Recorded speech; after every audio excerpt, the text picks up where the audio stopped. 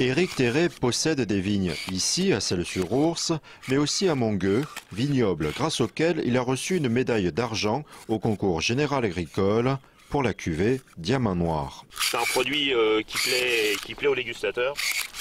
Malheureusement, de toute façon, on ne pourra pas en faire des grosses quantités. Seules 3000 bouteilles seront commercialisées d'ici l'été. Éric a réussi son pari, proposer un 100% Pinot Noir, alors que ce cépage représente 10 hectares de vignes sur les 1800 à Mongueux.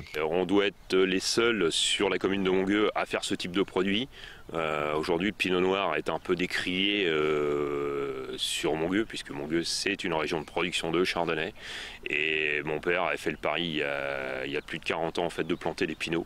Éric participe depuis 3 ans au concours général agricole. Il compte désormais 2 récompenses. L'avantage de ce jury sont des gens qui sont totalement neutres et impartials, qui viennent pour déguster tous les ans. On va retrouver des restaurateurs, des amateurs et aussi des vignerons de la région viticole dégustée, des champenois.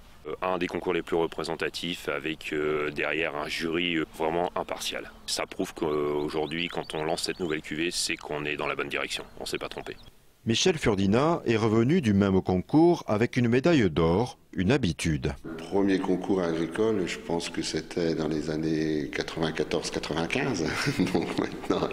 Maintenant, et plus que jamais, à ses yeux, ce prix contribue au maintien de la Côte des Bars dans le territoire du Champagne, alors que la révision de la zone d'appellation est en cours. Et qui dit révision, obligatoirement, il y aura un ajout, mais il peut y avoir aussi de la diminution.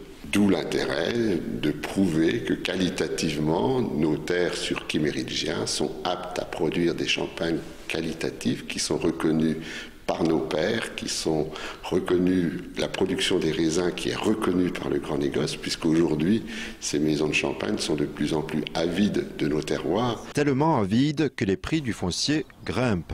Michel Furdinat se lance donc un autre défi, maintenir l'équilibre entre négociants et vignerons indépendants. Objectif, respecter la diversité du Champagne.